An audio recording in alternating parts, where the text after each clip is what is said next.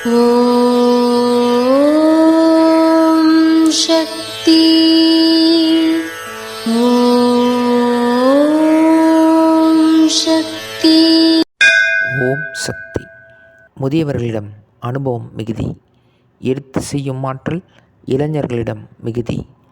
உங்கள் மனம் சுத்தமாக இருக்க வேண்டும். உங்கள் உள்மனமும் சுத்தமாக இருக்க வேண்டும். இது அன்னையின் அருள்வாக்கு. குருவடி சரணம், திருவடி சரணம். ஓம் சக்தி. சக்திகளே, உங்களுடைய கருத்துக்கள் மற்றும் அனுபவங்களை கீழ்காணும் மின்னஞ்சல் முகவரிக்கு வீடியோ வடிவிலோ ஆடியோ வடிவிலோ எங்களுக்கு அனுப்பவும்.